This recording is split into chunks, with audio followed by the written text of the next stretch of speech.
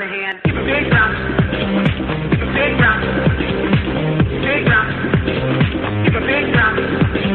Keep a big. We could have homes on separate coasts, go dive in Greece with squids.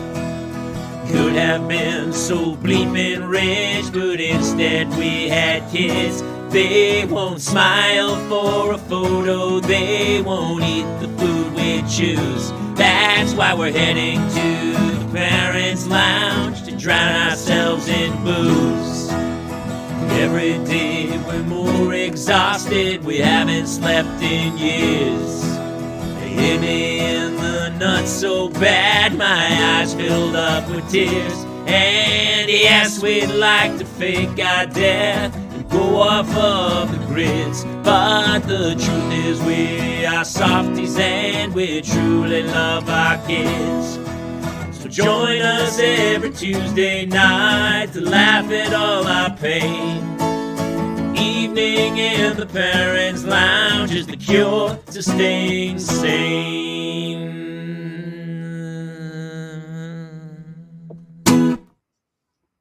Welcome to another Tuesday night parental mental health here at the Parents Lounge. We're glad you came by. We always feel a little bit better after the show. I'm Jamie Kaler, joined as always by my partner in crime, Jason Gowan. Justin Ruppel is apparently his wife had set up an elaborate Valentine's Day. Yeah, Thruple McRuppel Pants decided to cop out to go out to dinner. He was going to cancel. And we said, dude, you listen, the whole point of this show is to make sure that you have a healthy family life. And if this show is interfering with your family life, maybe this show is not really as beneficial for you as you have. So I can't go out. I've got my podcast tonight. Honestly, what he was gonna do. And by the way, that's the best. Wrong. Was very much like wrong answer. He is gonna be so bummed tonight too, because we have a wonderful actor and an amazing voiceover artist with us tonight, and that's what Justin. So it's honestly, by the end of the show, he might be gone. I think that's his biggest fear. He might be gone, and you might be taking his place.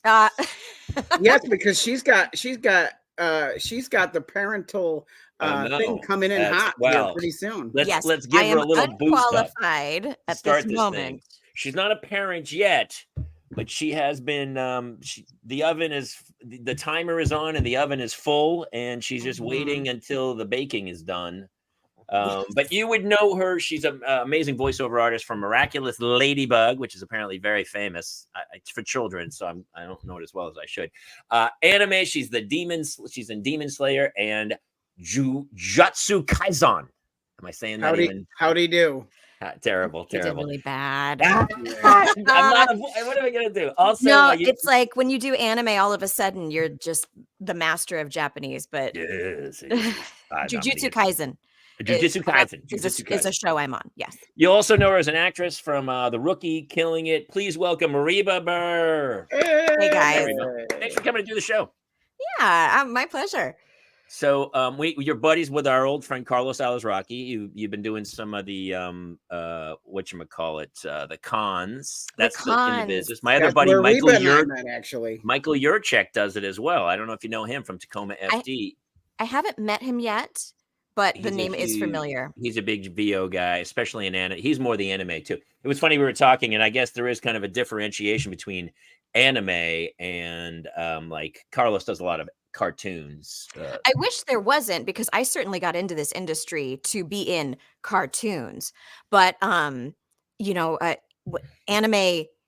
for me was just kind of an accident. It just sort of happened, and it went really well. And the cool thing about anime is the fan base is really involved in a way that, cartoons are watched by kids. So they're not like, who's the person behind the monkey's mouth? They're like, it's a monkey. So then you get invited to these conventions and people are so excited to meet you and they want your autograph. And I feel like a super big star all of a sudden. That's super funny. I see Michael Yurchek's posts all the time on Instagram, and he's like, it's huge. I mean, he's a bigger star there than he is on any of the TV shows he does. Exactly. He's a rabid fan. I have friends, and I go, I'll talk to them about movies and all stuff. I'll say, you see Oppenheimer or any of the, hadn't seen one movie that was nominated for Academy Award. All he has seen, he goes, no, every night I watch Japanese anime. I go, I had no idea. So it's kind of interesting too. Our resident Brandon, he's a fan of our show. He is learning. He's going to animation school himself, and he wrote, "Hey guys, I can't believe a voice actress is on here." Yeah, he's already. Anytime Carlos is on, he's like losing his mind, which is awesome. Yeah. It is crazy. It's so funny too, because I posted something recently about, because I'm the voice on Robot Chicken, and everyone's like, man, how do you get that job? And I had an acting job, and the girl who was on the show was friends with Seth Green, and he was on the side, and I was talking with him, and he's like, hey, can you come do a voice? That's how, like, when you said I fell into this thing and it's an accident, I feel like that's almost every job that I have gotten in Hollywood, where, auditions and stuff, but it's because this happened and that casting director saw me and such, and it all fell into place. Yeah, you always hear it's like who you know, right? And maybe you think that means that you need to know, a big producer, or you need to be the child of, and obviously those get you really good jobs, but also just the more friends you have that are in the town making the stuff, the more chances that at some point somebody's going to be like, hey, you might be right for this. Just come do it. And those are usually like the best jobs you have. They're the best jobs of all. I know. It's pretty crazy. How did you get started in it? So I was going to college, studying theater and music, and the goal was to go to Broadway. I just love musical theater, and I really thought that was where my career would end up. And this person who, taught Tai Chi at school because he loves Tai Chi, also was a voice director. Those are just two disparate passions he has. And I was taking Tai Chi because I had terrible panic disorder and really needed to relax. So anything I could do to relax.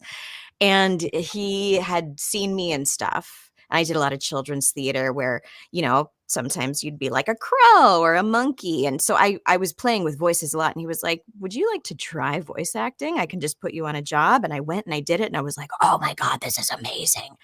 And it paid in a way that theater did not pay.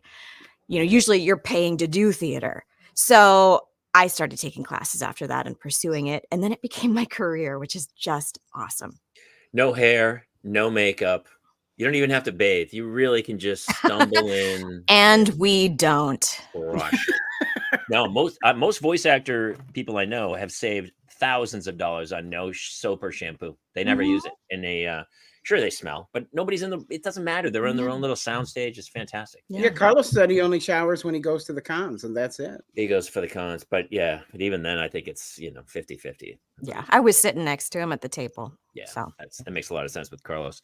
Well, it's going to be even more interesting because now you're going to have a baby. Well, it was funny too because when I heard you were doing the show, it's so great because we'll talk to people. We did a podcast with Fritz Coleman, who's a grandfather, and he would talk about like his kid, like 30 years of children and then grandchildren and stuff.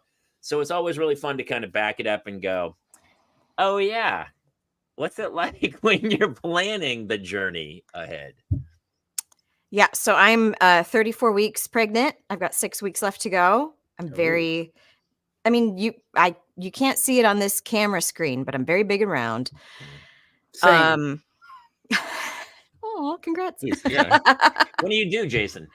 Actually 7 weeks. So just a week after her. Yeah. 7 weeks. Perfect. That'll work out great. We're having a boy. This was a long road. We had to do IVF to get to this place, and the IVF even wasn't successful for a very long time. So I'm very, very grateful to be here. This was my dream, as my whole entire life was to be a mom. And I thought it was in the bag just by virtue of being a human being. And then it turned out it wasn't. And that was really painful. But they finally figured out what was wrong with me and we got it going. So now it's almost here. It's almost the pregnancy part's almost over. And I'm about to. It's so interesting to hear you say that because I didn't know that was a thing. And we were almost getting to that point. And then, it was almost the stress of not getting pregnant was even worse, right? And weren't getting pregnant. And then my wife had an ectopic pregnancy. Oh. And so then we were terrified. And then she was like, I'm not. And so she started looking into that, and then she got pregnant. So it was like, but I'd never heard of any of that stuff. I mean, God, we're idiot dudes. And so it was really interesting, that process that you had to go through, because that's really common. It's not that uncommon, right? I think it's more common now. My theory is that we live in a very toxic world, and it has seriously messed with our endocrine systems. And I know somebody's got to be looking at the numbers. I think more and more women are having trouble getting pregnant, and I think it's environmental. It wouldn't surprise me. I mean, we all have plastic in our bloodstream, right? Don't we have? Literally. So yesterday my husband told me, I just read something that says tea bags have plastic in them too. What?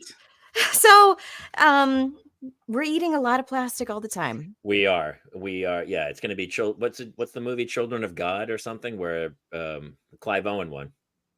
Children of Man? Children of Men, right? Children of a lesser God is the deaf one. That's a totally different movie. That's the deaf children one. Children of Men, where they stop getting pregnant, right? And then there's a woman who has a baby. When you're watching that, you're like, this can't happen, and all of a sudden, maybe that could happen theoretically. I have heard of more in just the last 10 years of IVF being so much more prevalent than it was. When I was growing up, you never heard of it, and now it's pretty commonplace. And I also think we're starting later in life. Right? That I was about to say, there is that too. So it used to be like 16 and 18-year-olds would have kids, and now it's like, And I'm 36 now, so we started when I was 34, I think, or 33, and because that was the only option. I mean, we didn't have a stable situation yet before then. And it's a boy. Some people still in this day and age opt not to find out, and I'm always shocked. I mean, I'm like, what? I would want to know, so I could paint the room at least. At the very least, I can paint the room. Can you imagine if we had waited and then all of a sudden the two babies came out? It was like we didn't know that they. That's like olden times, right, or something, before they really knew. You did all the planning and got one of everything, and then two pop out. Yeah. No, they must. That happened to my grandmother. They must have been able to know. Even in that, really? Yeah, my grandmother. So just to kind of our backstory, my grandmother had 18 children, and she had a set of twins, and they didn't know that there was a second baby until it was on its way out. I feel like I'm thinking back to like year one. There must have been the local medicine person could just like put their hands on the belly and be like, "You will have two babies." Like. Yeah, I mean, if you would listen, you would hear two heartbeats. You would. Yes, but you would. So as long as they have that ear trumpet thing. Those kids I coached on my soccer team, and the mom told me, she goes, "We didn't even know. We don't know there was a second one in there or something." Maybe she was messing with me. I don't know, but well, so she was we were surprised. To speak to this, the heartbeats, especially early on, were so hard to find. Like, because we had a Doppler, a home Doppler, and we would hunt for them, and you would have it would take you a while to find both. So I do see where it might have been difficult, especially back then, to find a second heartbeat. I mean, early on. Jason has 5-year-old twins. Mm-hmm. So and every time I'm usually the late one for the show, and he's already there, and I'm always amazed because he has way crazier life. The only reason I'm prepared for the show is because it happens on the East Coast. Oh, that's right. You're late. So they've been in bed. I just heard them, so I don't know what is happening in there, but my wife went to deal with it. That's right. So funny. Well, I mean, it's so funny when people, before they have a kid, like, I mean, I was like, I got it. I got this. I just totally got it. And then each year, it's so funny. Then like they turn 2 and you're like, no, I got it now. And then they turn 3 and you go, oh, no, now I got it. And each, like today, we're just dealing, like even before I came on, we were dealing with, she missed choir practice because she had to go to cheer practice. And the choir guy got mad at us because, well, he wasn't mad, but they were trying to coordinate, and she's in tears, and they're supposed to sing in the morning. And so we're trying to calm her down. And she's like, hey, she wants to miss school tomorrow because they're supposed to sing in the choir. And she didn't go to choir practice, so she doesn't know the song. And I had to like text him and get the song and download the song. And then she had to hear it. And then when she heard it, she goes, oh, I know this song. So like after a 90-minute train wreck of like having to talk her off a cliff, she's like, no, I'm good. I'm good. I go, okay, sleep tight, my friend. Yeah, that sounds like the kind of anxiety that I used to have as a young lady. There is, I mean, I feel like it's even, obviously it is worse nowadays, like bringing kids into this world of anxiety. My daughter right now, she was losing her mind. She goes, she wants to go on her iPad, and her friends are all in Roblox. She's only 8, and they're all in Roblox, and they can talk to each other. You can hear them talking to each other in the room while they're like wandering through crazy rooms and games, and like, hey, grab that guy, grab that thing over there, and you hear the kid from their house talking on the game. She's 8 years old. In my head, I'm ancient, so my head's like, what is that? It's like I'm in the Matrix, and the whole thing's gonna drive me crazy. Yeah, that's a level of connection at the age of 8 that I cannot relate to. It was a big deal to, hi, is Jessica there? Call somebody on the phone and their mom picks up. Oh, I hated that. And you wouldn't be able to talk for very long because your phone was connected to the whole house and people needed to use it. And then it became an even bigger crazy thing when like dial-up internet was a thing before people got the second line in the house. If anybody was online, you couldn't use the phone at all.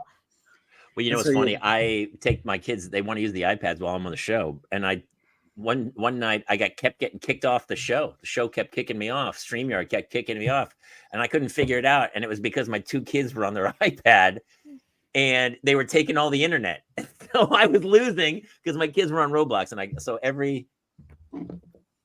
they're right here. I take both of their iPads and I put them in the room while the show's on. So, because they'll be like, no, we're not using it, Dad. And then they'll be in the other room.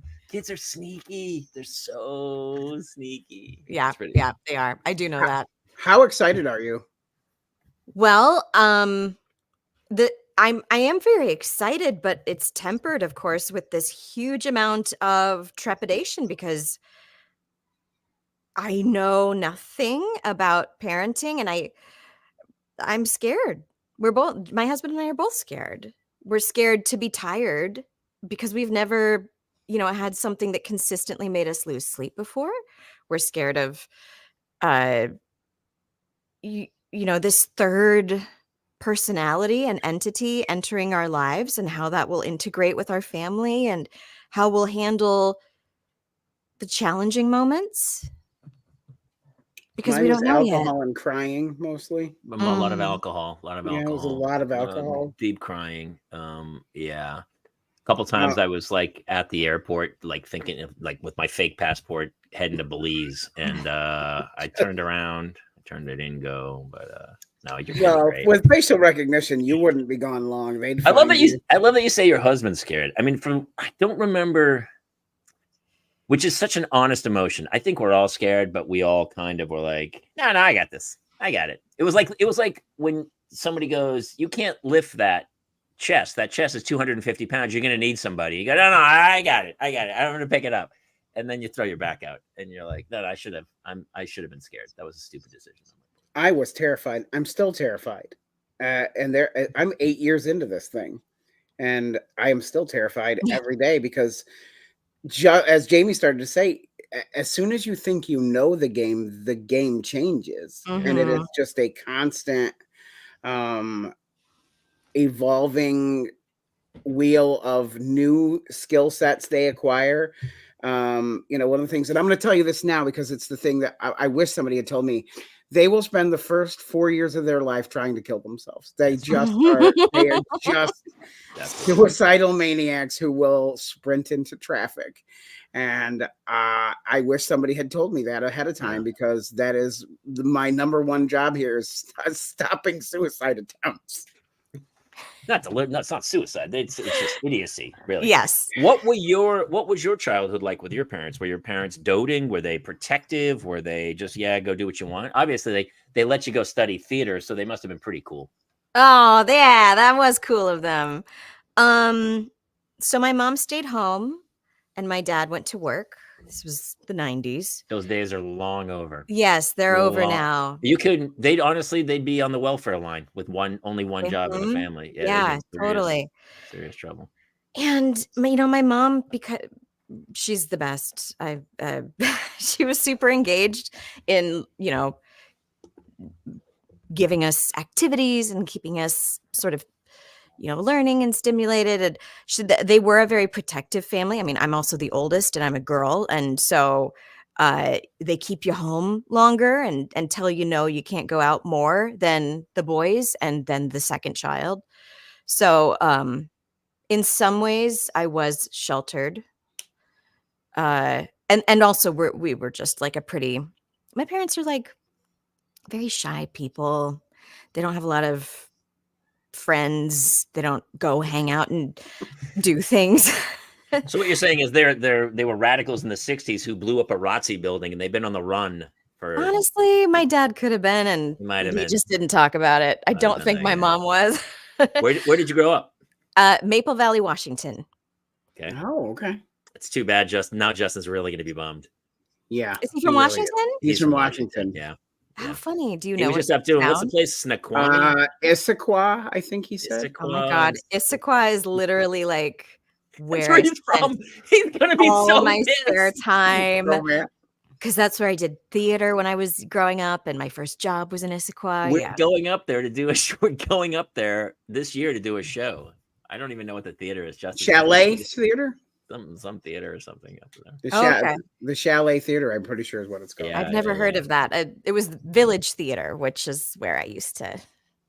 Well, growing up in that area, were you? Because it's funny, my kids were growing. I'm from New Hampshire. Like when I was a kid, nobody did drama. Drama was for the freaks and the weirdos, and there weren't many of them. It was like nobody. We all played sports or whatever. But my kids are growing up. She's already been in like 4 plays, and she's in like 5th grade. That's awesome. They do drama at the school that she's always like, and lately she's been like, I got her cap cut. She begged me for cap cut. And I keep she sends me little videos that she's making. And they're like 10 years old and they're making videos and doing acting and stuff. But that wasn't a thing when I was a kid. It really wasn't when I was either. I mean, I had to, in order to do musical theater at the level I wanted to do it at with other kids who cared at all and weren't just like better than going home and, being alone in my house. I had to go outside of school. So I didn't discover it because I had friends who were doing it or because I had family who'd ever done it. I discovered it because I just, I was watching movies and I saw musicals and I was like, how do you do that? That looks great. So it was, I was the only one. I was the only one in my school who was doing it. So now, how many siblings do you have? I have one little brother. Okay. And is he a performer as well, or? No, he's not. He is a teacher. He teaches high school social studies, I think. Oh, okay. Very important in high school. Social studies are everything in high school. It's all about social studies. Yeah. I don't know exactly what the curriculum he teaches. That's so funny. Are your parents excited to be grandparents? Oh my God, yes. Especially because they were kind of worried they wouldn't get to be. Because my brother is in a relationship where his partner already had a kid that she brought into it, and she's not interested in going through that process again. And your mother must have been so furious. Your mother just must have been. You cannot marry this woman. It's not my mother's way to do fury. No. Oh, okay. But everybody knew I wanted kids. Sure. And everybody was with me on that journey of like, oh, I'm not having kids. They were like, oh no. So I think we've all got that extra sigh of relief in addition to excitement. One of the hardest parts of living here and doing what I do, and my wife too, her family's in Jersey and mine's back east as well, is that our grandparents are not here. Yeah. We have a lot of friends and they'll be like, oh my gosh, we went to Ojai for the weekend. It was so great. And I go, that would be amazing. But we'd have to fly. The 1 or 2 times we've gone on trips, we had to fly the in-laws in to watch the children. So it was real. They're at an age now where we're starting to be a little more loose and let them sleep over some kids' homes. But the first few years, I mean, we pondered moving back to Jersey, and I never understood it until I had kids. And I was like, oh, this is why people don't leave their hometown, because it takes a village and you really need help.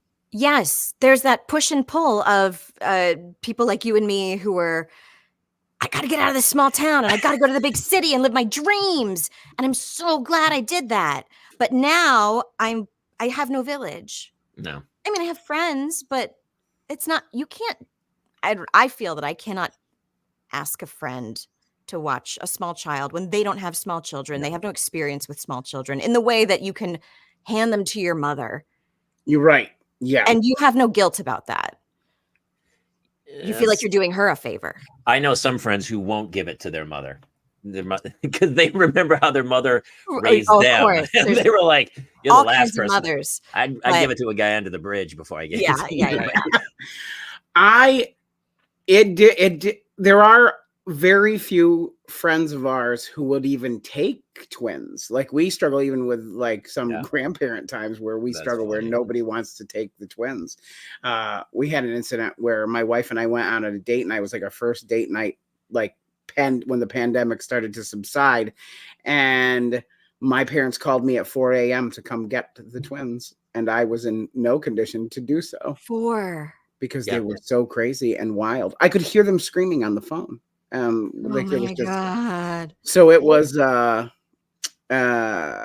it's a balancing act, because some people willingly and I would openly give them like the opportunity to watch our kids, and then there are others who we would literally have to like pull teeth to get them to even consider it. It's been a rough ride, but it sounds like your parents are, but they're not close by, correct? Well, Washington's a 2.5 hour flight, so it's more reasonable. I could get you down here, and we could go. I know somewhere. A lot of people too who their parents end up kind of, if they retire, they move a block down the street or something. But also, I feel like what we're doing now in our livelihood, a lot of times, I mean, you honestly sound better than any guest we've ever had. That's on true. This show.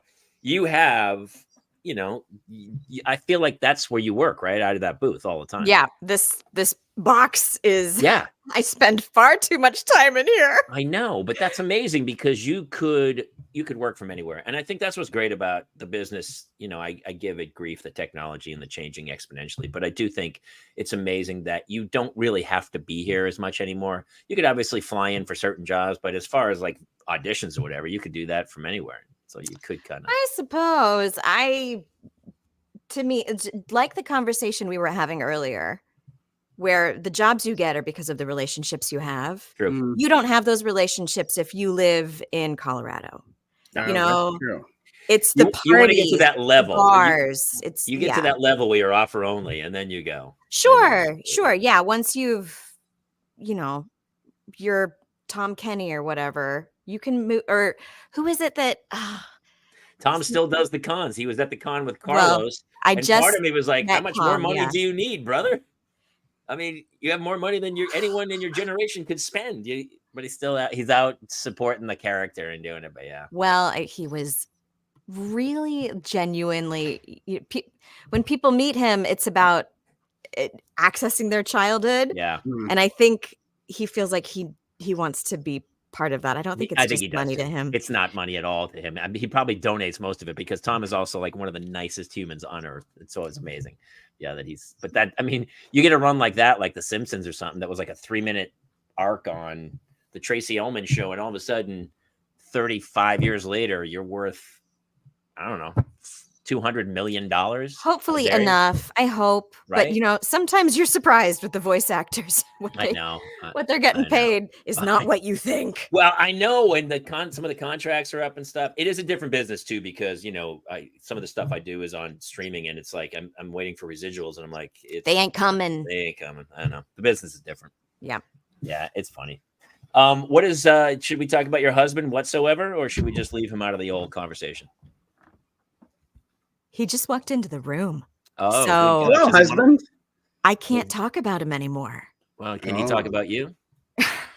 Is he in the business with us as well, or is he just kind of a? Oh, hey, baby, I'm doing a podcast about being a mom. You're in big trouble. You're in big trouble. So what does he do? He is an art director. He works in tech. Oh, very cool. Mm-hmm. So not an actor, which I love. I love not being married to an actor because it's just one's enough for the family. Anytime I see two actors married together, I'm like, wow, you guys are like to suffer. I don't understand the premise of two actors. I know. It's it's where you're meeting people, right? So I can see how it happens. But then we both are kind of doing this sort of unstable thing that really relies on, there's like a lot of ego involved. Not that we're egotistical, but you wouldn't do this work if you didn't need the. No, you date each other you date each other over years, have fun, enjoy it, go out for cocktails and stuff, but then you marry stability. Yeah, for sure. I know. Yeah. My wife was, it's funny too, because I'm a comic. It's an old joke. It's not my joke, but they talk about anytime you're dating a comic, like, the first year you're like, oh, he's so funny. And then after that first year, it's like, everything's a fucking joke to you. Like nothing, it goes south quickly. Yeah. Narcolepsy said, would you rather have twins or two actors? I'm torn there. What about twin actors?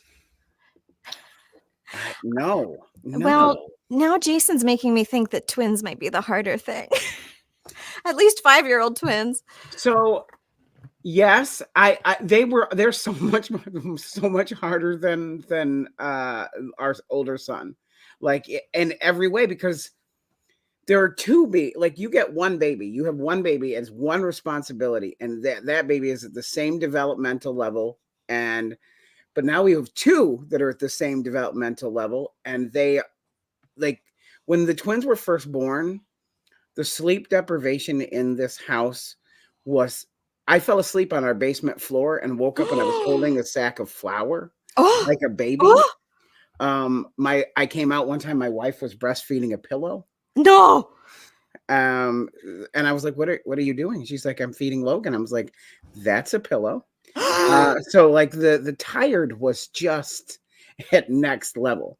So I do the twin babies, especially at the newborn stage, were brutal. But also, you guys were terrible parents. I mean, awful. I mean, the drugs didn't help. No, they definitely. I did the same. I had a secret hiding place behind the couch. I had put a little, like a kid's mattress behind there, and then I would just climb over the couch in the living room where no one could see me under the windowsill, and then I would just curl up. And then my wife discovered where I was, and it didn't last long. But yeah. Oh, she did find it. She did find it eventually. But now that the kids are older, I use it again. She doesn't know. So now, I always try to look busy when she comes in the house. So, if I hear the garage door open, then I run up and I finish the dishes just to make sure she doesn't get angry. I mean, if you could bank some sleep now, Reba, I would. No, it doesn't work that way. I know. That's what everyone's. Doesn't. I'm sick. That's such an old joke too to go to. I love, like, people go, you better get your sleep, because I do the same. And then as I'm saying it, I'm like, because you can't. There's no preparation for it. I mean, what is your husband doing? Is he getting in shape? Is your husband sober, getting in shape, going on morning runs, going, I gotta crush this thing? No. I mean, not especially. He's certainly in shape, but it's really just the nesting. I mean, we've been nesting for ages now, like just getting everything done around the house that we possibly can, in hopes that will somehow make us more ready, put off any emergencies that would come up if we hadn't done that stuff. Do you have it planned? You don't have a date. You don't have a date where it's going to happen. No, I don't need to be induced as of now, so it's just going to happen. I know that can change. Later on. It's I remember my wife's like, oh, my water broke, and I go, come on, that's funny. And then I looked over in the carpet, there was a wet patch going there, and we jumped up. We ran to the hospital like an idiot, and I hadn't had a bag pack because we were a month early. And you were a whole month. A whole month early. I missed the second one because I had a gig, and it was a month early. Both of them were a month early. And we ran to the hospital so fast, we didn't even pack a bag. And then we got there, and of course we waited for 12 hours. I was like, I could have gone home, got a suitcase. Yes, because I think if your water breaks, you're not immediately in danger. You have 12-ish hours. I believe it's been happening naturally for a very long time, from what I understand about the history of birthing children. So people used to have babies before this? I guess that's what I read something on Wikipedia about it, with no help whatsoever. Right? There's a whole YouTube series about that. Shut up! What is it? Jamie, that was a joke. You had me, son of a gun. You had me. Although I'm sure there is. It is funny talking to Reba though. She's so God, you're so sweet and nice about. We'll have to talk to her. What we'll do is we'll do like a 3 month check-in when she's like hanging on by a thread. She hasn't washed her One hair of in our like fans, 3 Narcolepsy, said weeks. the top item involved the diaper genie. Actually, let's get some ideas from people who are watching of like things that they had wished they'd done. What do you wish? You know what I wish I had done, Jason? Is right when the kids were born, I wish I had started a college fund. I Yeah. feel like I waited a little too long. And now we're trying to make up and stick more money into it. But I wish with the interest rate that I had just started right out of the chute, but we didn't start until like maybe 2 years ago. And so the kids already had a few years. What do you wish you had done right out of the chute? For man, money for sure would have been something I wish that I had saved up ahead of time. Like we didn't prepare like a nest, because Reba, you and I talked about this in September, but my wife had the stroke after the twins were born. So, oh my God, that's right. And so when that happened, we weren't medically prepared for, like, financially, like she had the stroke and like there was no income coming in. So there was kind of a thing. And thankfully our community here raised $18,000 for us to live on for the next couple of months while we kind of got things in order. But I know some sort of an emergency fund would have been, I think, key for us. I'm trying to think what else would have been. I don't know. You know what else I thought of, which I wish I had when we bought this house? We didn't even think school districts. I didn't think of a school district. Oh, you didn't? You know, No. that was a very present thought. Once again, my therapist has said this before. She says, I don't think boys think about parenthood from when they're small the way girls do. Nope. From being a little tiny girl, you're practicing. I'm going to be a mommy someday. And I know I have a lot of friends who are like, I don't think I want to be a parent. But for me, it just the whole way through my entire life, I was like, I'm going to be a mommy someday.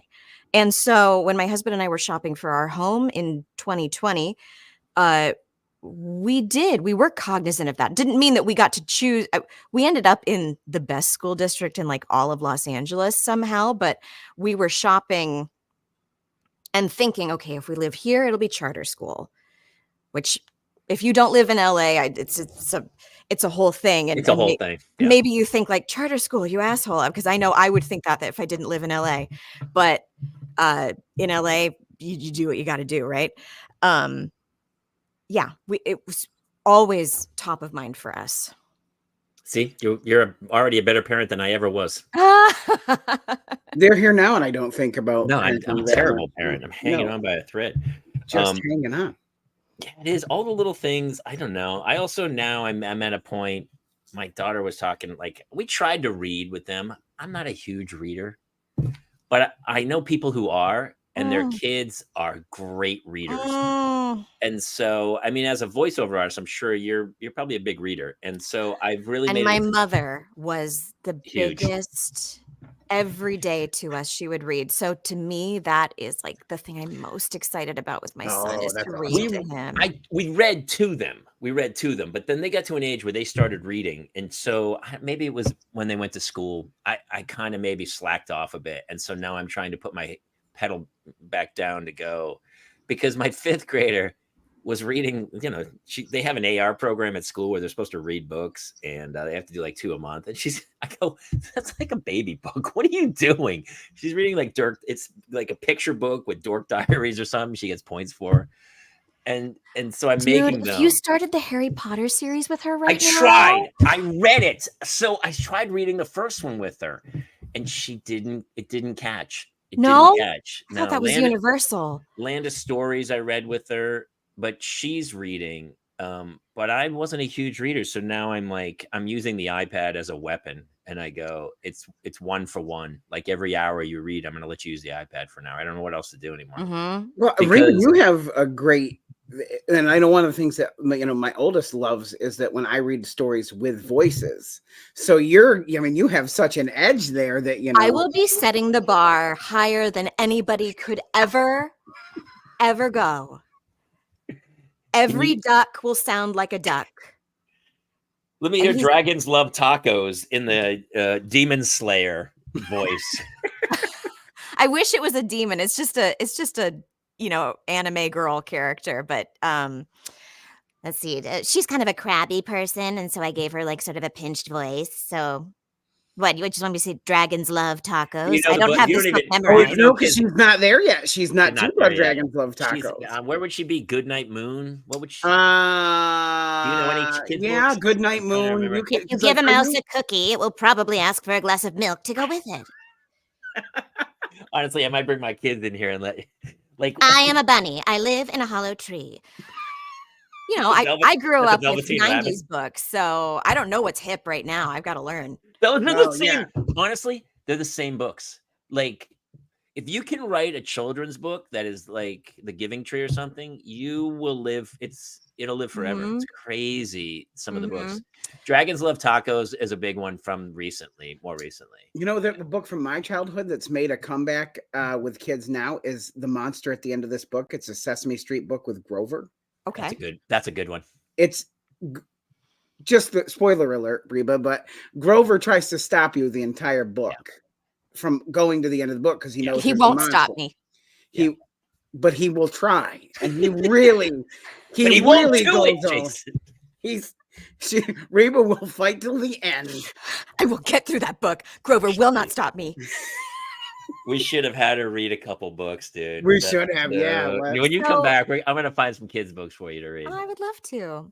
At my baby shower, somebody gave me a very classic children's book that I just didn't grow up with for some reason. I think maybe because it's about a little boy growing up, and so just nobody ever gave it to me, the little girl. But it's the one that's like, I'll love you forever. I'll love you for always. As long as you're living, my baby, you'll be. Yep. And I've always known of its existence. I think it's from the 40s or 50s. I don't know. It's old. And I was reading through it, and it was heavy. It went all the way to he got old, and then his mom was like dying, and he had to hold his mom in his arms. That's all about. And then I saw something on Reddit just right afterwards about it. Like, God, this book's kind of fucked up for kids. Autumn Graham says, I did the same. I finished. Oh my God, I read Charlotte's Web, and I was sobbing at the end of the book. Does she die? She does. She does. Does the pig die? No. Wilbur lives. She dies. But she's a spider. Spiders have a very short lifespan. But I remember. But he ends up with her kids. Right. Yeah. The kids, all the other spiders. Millions of children. Millions of spiders. And then I think he gets a spider bite, which gets infected, and then he dies. And he becomes the amazing Spider-Ham. Yeah, yes. They try to and that's how Spider-Ham was born. Spider-Ham was, So that's Marvel Cinematic Universe. Yeah, I think he's one of the Charlotte's Guardians Web of the is Galaxy. MCU. Yeah. But I remember reading it, and I was like, okay. Good night, sleep tight. I was like, the kid was probably like terrified. But there's books that are, they're heavy, and I do like them because, we had to have a conversation with a family member who passed, and we had to, sit the kids down and go like, it's the hardest day ever being a parent. I had to sit them down and go, something bad happened. Narcolepsy Plays the Last Unicorn. Oh my gosh, yes. There's a lot of unicorns. There's a lot of unicorn books, by the way. Unicorn books are very. I don't think I've read it, but if he's the last one, that's going to be sad.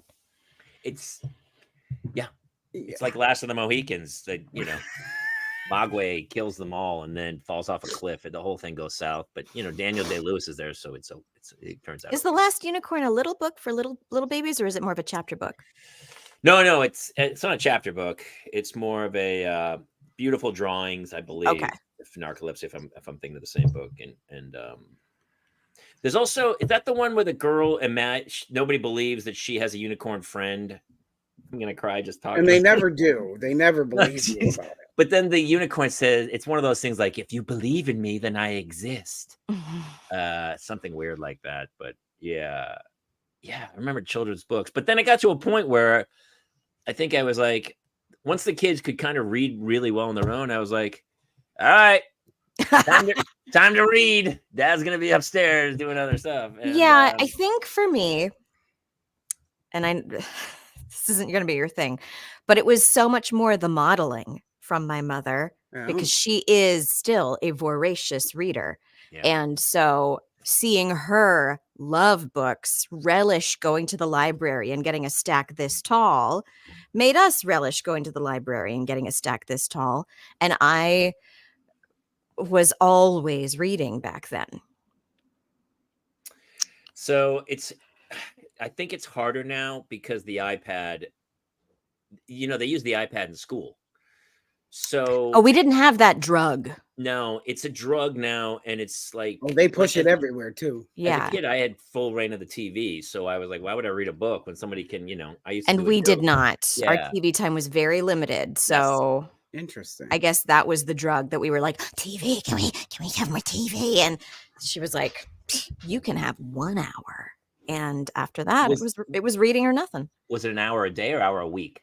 Hour. Oh, a day probably. Oh, okay. I'm doling it out, but they've got the taste of it. It's like a vampire got blood, and you can't turn her off. She's like so iPad addicted. Yeah, her friends are on it. My 8-year-old's a junkie. I mean, we have to watch him. Jamie, you and I talked about this. We realized that his headphones were missing, and we went up to look in the room, and he had snuck them into the room and was on the iPad at like 1 o'clock in the morning. Yeah. And so, like, you got to take them out of their room. I'm like, we didn't know he'd taken it, and he'd never done anything like that before. Yeah. So, but I mean, now we know exactly how and when he'll hide his drugs when he's a teenager. We're just gonna buy a gun safe, but we don't have any guns. We're just gonna put the iPads in there. Oh my God! And lock that thing tight. It's acting on the same, brain receptors. Yes. Yeah. Absolutely. It's absolutely a drug. Yeah. You should see her. She won't eat. She'll just lay there.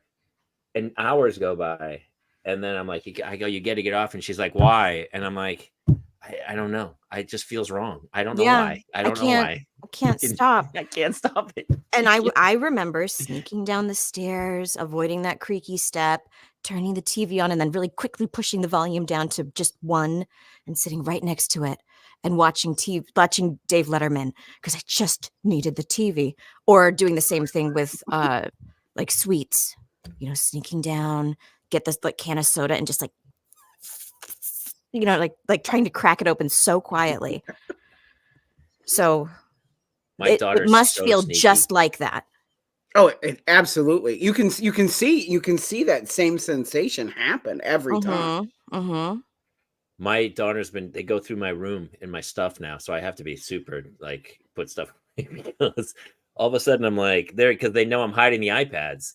So they're looking through my stuff, looking for the iPads. Yeah.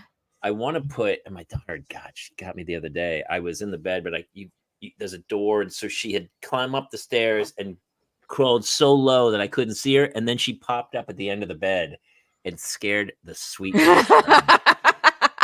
I literally had to I started locking my door. I started shutting the door. I'm the dad. I had to shut my door so my daughter doesn't scare me to death. When she comes up. Yeah. I also want to here's what I want to do. I want to get something like a little carpet that when you step on it, a light goes off in my room. And then what I would do, that would do well, right, Jason? Like you could sell that, I think. Yeah, I mean, you can actually set your Ring cameras to do that kind of thing in your house, like that and just alert you with like a vibration. But I want when she steps on the stairs, I want it to create a signal that then lights up something next to the bed where I go. It's the same kind of, it's a similar concept. But I do like the idea of the rug. Because then I could, what she would do? She'd Spider-Man the walls. She'd Spider-Man the walls. She'd go up on the railing like a little monkey. But if your child never gets away with anything in their youth, isn't that a part of growing up? Like, isn't that kind of a confidence builder in a way? I to think I'm setting the bar high because they are going to have to go above and beyond almost to a Home Alone traps level to get away with things here. You need to be a Rube Goldberg genius if you want to get away with shit in this house. And I encourage it. I hate to admit it, but you have just totally changed my point of view on Aw. my sneaky daughter. I agree. It's so funny because I always tell people, I go, the other one of them was very meticulous in what she does, and one flies by the seat of her pants. And I said, they'll both probably be successful, but in totally different means, because that one will force herself to be, and this one will just actually do the work. This one doesn't do the work. She I doesn't do, see she's like goal me. setting. I Yeah. see learning from your Yeah. mistakes. Yeah. And honestly, what's the, like the thing they're getting away with is screen time, which Lord knows I still battle to this day. So it's not like you're going to protect them from that forever, or like a few extra grams of sugar, which, it's fine. We find empty candy wrappers in their room. And actually, oh my God, this is on one of my albums, but my daughter, we tried to get rid of the pacifier. She was like, It's I my don't know, favorite. two or three years old. I was such a bad parent. I blamed it on the parent, on the dentist, and said, the dentist says you gotta get rid of it. It's messing your teeth up. She was like, what? No, that we all do that. That's okay. So I gave her like 2 days. I said Friday at noon. She goes, okay, or whatever. I'll make this brief. But she ended up, I go, that's it. And she gave it to me. She's like, I'm okay. I'll be okay. I said, you're going to be okay. She goes, I don't need that. She goes, I'm just going to go to my room. I'm just going to go to my room for a minute. She goes to her room, and the doors, and I don't hear anything in the room. And I open the door, and she's like, nom, nom, nom, nom. She had taken, for 2 days, she had taken all the pacifiers in the house and hidden them. What a genius. She had advance warning, and she thought ahead. I thought the same thing. She knew. She goes, I'm addicted to this thing. I need this. And she hid them all over the house. Yeah. And we found them for like years. We found them. We like up under the couch. I go, oh, pacifier. Crazy. I just remember, it makes me think of like, so, in school, you're perfectly capable of cheating on a test. If you want to put in the work to like maybe write out everything on your hand really small, or make a little paper that you write out everything. But then after you try it and you realize like, oh, well, first of all, I don't think I needed to cheat because I knew all the answers. Or, oh, it didn't really feel good to like do all that subterfuge. It's like, you don't do it anymore. It wasn't because anybody caught you and told you not to do it. It's because you tried it and then realized, it wasn't worth it. Once again, Reba, you are really changing my point of view on life. I totally agree. I totally agree with that. She's already a better parent. Well, the baby is still in the womb than I have been in the last 8 years. One thing we didn't talk about in your, we'll put a link, but you have a Instagram account called Get Thee to a Therapist, where you actually dole out advice to people. Yeah, I am just an actor. I have no accreditation in mental health, but I would like to someday, because I'm really passionate about psychology and mental health. And it started when in college, I started having severe panic attacks, life-changing panic attacks. And I had to drop out of school for a time and get onto medication. And I started therapy for the first time in my life, and realized I'd been dealing with extreme anxiety all throughout my teenage years already, but it just had come to a head finally. And it was the biggest thing that's ever happened to me in my life. This, mental breakdown, which continued to be a significant part of my life up until I was, just past my 30s. It was the most important thing I ever did. It changed me in so many ways, and almost all of them for the better. So I believe in therapy and medication when it's necessary so much. And I also know that not a lot of people are comfortable talking about it. So because I have a bit of a platform and I'm comfortable talking about it, I decided that was going to be something I wanted to do with my life. So I wrote this book called Get Thee to a Therapist as well, which is basically just a guide for somebody in their young adulthood who's like, I have a mental illness, but nobody ever talked to me about how to deal with it. Should I smoke weed until it goes away? And the answer is probably not. Here are some more back useful. Up. Hold on. Jason, my head's blowing up right now. I don't know what's happening. So you're saying alcohol is not the answer to parenting? No. There are other coping mechanisms? Yeah. Well, let me tell you, you also Many. didn't have children during a global pandemic, because I'm going to tell you something right now. I homeschooled 2 children. Oh. Actually, I have a special, like I have an album called Homeschooled, and it's all about me during the pandemic as Oh, a guy in really? my That's mid 50s, awesome. taking care of 2 children. And it was so funny because one of the things that even Jason and I talk about this all the time. I was like, man, I gotta get away from these pandemic levels of alcohol intake where we Yeah. just drank every day. You were like, I yeah, think anybody who liked alcohol, I am not a drinker, developed a little bit of a problem during that yes, time. yeah. You are not alone We're not alone. No, at no. all. Alcohol sales alone will tell you that we are Yeah. not alone. But No. listen, you know, I love that you say, "Hey, I'm not accredited," but I mean, you know, luckily TikTok makes you show accreditation before you give any advice on TikTok. Yeah. So It's really. I saw a guy the other day who claimed to be some nutritionist, and he was talking about how horrible oatmeal was for you. gross. And I was like, "What are you talking about?" And then I read the comments, and the comments were like, "This dude's an idiot. I'm a nutrition. This guy doesn't know anything." And I was like, "Nobody can stop anybody from saying whatever they want." I'm like, "Yeah, No, you know, and mercury's actually good for your body. I don't know if you know that. I try You to be should so have." careful to not give any medical or even psychological advice. I try to focus on my Instagram page exclusively on the nuts and bolts of how to access therapy. I think that's the key. I think what you're doing is helping people realize, you know what? Maybe that would help me because I think the same thing. Like I'm an Irish Catholic guy who my Oh, father yeah. and I shook hands. That was it. I never Yes. hugged my dad. It was a firm handshake. Yes. And then I Keep got it older and I was inside. like, I'm damaged, man. And so yeah, you have Mhm. to.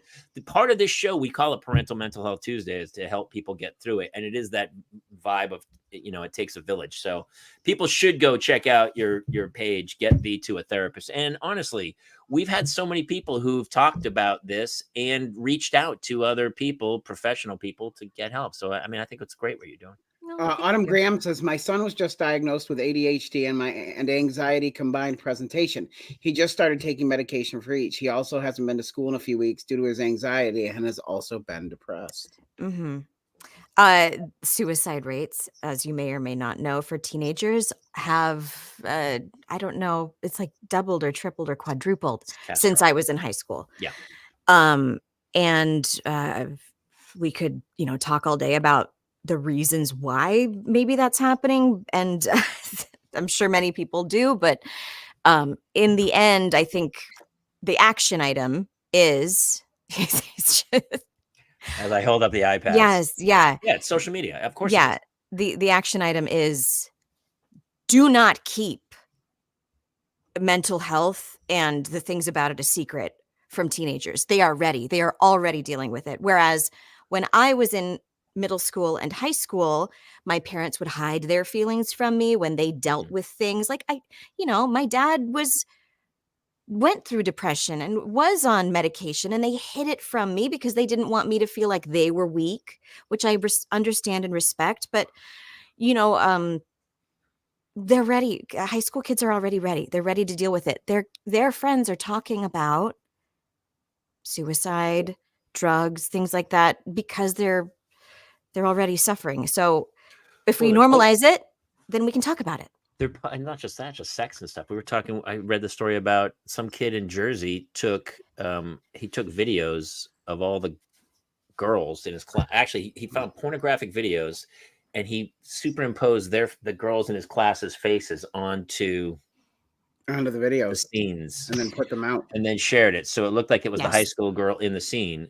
And nowadays, I mean, technology doesn't look like a South Park animation. It looks, this year, we're going to see both candidates saying things that they aren't saying. And it's getting to a point where, it has to be regulated at some point and go, dude, if you do that, that's a crime. It's a crime. I mean, it happened the last time. I remember all the edited stuff of Biden and Obama that came out that wasn't, I mean, they just spliced words together. And then, but the technology is so good now, they can make that stuff seem like it was a legitimate. It's so hard. And I have 2 girls. I have 2 little girls. And so they are also catching people. Somebody reaches out and says, hey, can you send me a photo of yourself nude? The kid does. And then they reach back and go, $10,000. I'm going to release this to your family and friends. And then the kid takes his own life. It's happening. There really wasn't technology for that, even when I was in high school. It's really hard. It's really hard to see. the most you could do would be to print many copies and distribute something like that way. Right. But now it's one click. And not only that, but there really isn't any way to delete that and make it go away. And we make mistakes as teenagers because our brains are not fully developed yet. And those mistakes can last forever now. Yes, So I of know. course it feels like the end of the world. I know. It's crazy. It's crazy. So we just need to electromagnetic pulse the entire planet so that there's and go back to the Stone Ages and make sure then we. Before you do it, I'd like to unhook my wife's pacemaker because Mhm. first, Should probably, first, probably do that. yeah, probably do that. Well, let's bring it up with one Yeah, last. that got really heavy. Story. But honestly, that is part of what we do, and I know we do get heavy sometimes. But parenthood is heavy. It's heavy at times. Yeah. Then you get back to my kid. They had Valentine's Day today because tomorrow's Ash Wednesday and today is Fat Tuesday, and so they couldn't sell. My kids go to a Catholic school, and so they couldn't because they have mass in the morning. They got to wear colored shirts, and so my kids came home with bags of candy. Jason, I'm going to send it all to you. You'll love it. For just me personally, because I'm fine with that. I know. So we tried to give not candy. I got little squishy characters or something. Yeah, I think those are called mochis, maybe. They are. Mochi. Oh, you're already a better parent than either of us. This is insane. You're making me feel terrible. They are mochi. Well, I worked at Disneyland for a decade in my 20s. Oh. I can see that. I can totally see that. That makes a lot of sense now. Hi, welcome. So I've Can always you do all the been characters, by the way? keyed in. I got a pretty good Minnie Mouse. You know what? Okay. I have a video of my daughter. We were at the end of the line and Minnie Mouse came and took my daughter's hand, walked her all the way up to the front of the line right when Toonville opens. And then Minnie Mouse walked us into Minnie Mouse, her house. And we walked right by all the other kids and my daughter, because my daughter was in a Snow White outfit and she's crazy. She had a crazy red hair and stuff. And could that have been you? Oh, I was never friends with Minnie Mouse. I just mean I can do her voice. Oh, you weren't. You worked at Disneyland though.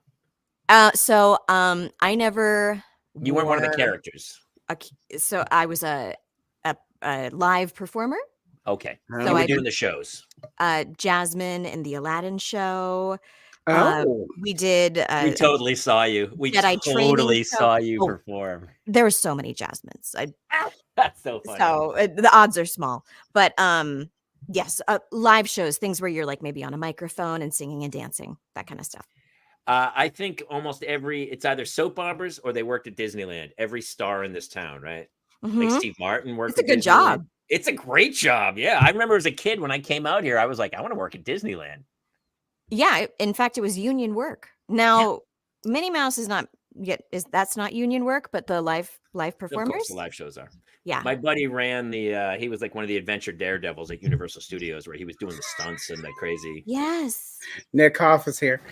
I'm also a Jasmine. True story. He is a Jasmine. Nick Hoff is a Jasmine. He's done our show before. He's wait. So, how does Minnie Mouse feel about the upcoming baby coming?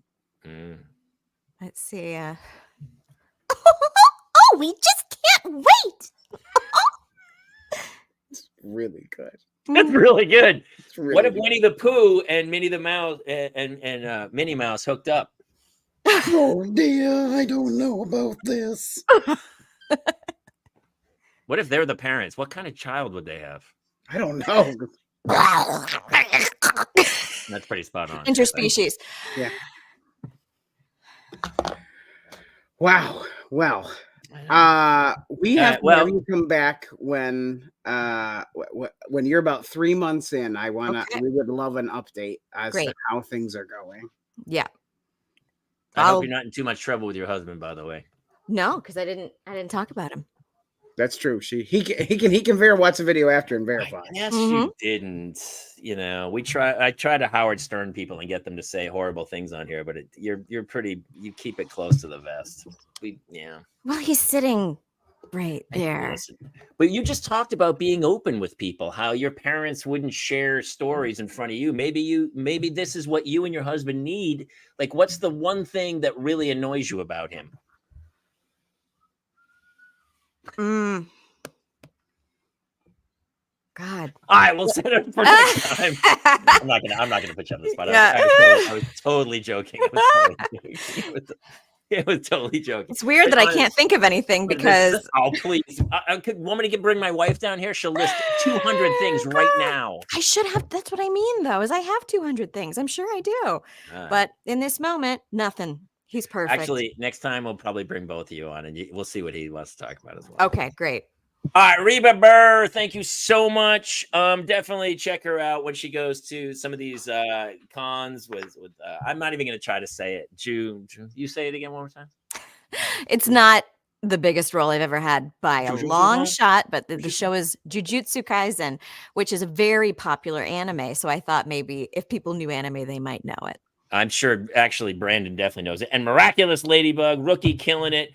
Keep an eye out for it, and definitely go check out Get Thee to a Therapist. Oh yeah. Thank you so much for doing the show, Reba. All right, everybody. Reba. Bye, guys. Jason, do you want to wrap us up and bring us out of this thing?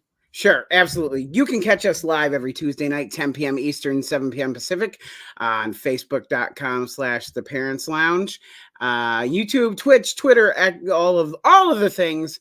You can also catch the audio version of the show on iTunes, Spotify, or wherever you get your podcasts. New episodes drop every Monday and Thursday. We are going to be moving over to Patreon sometime in the next month and a half. So head over to patreon.com/The Parents Lounge and be able to keep joining us every week.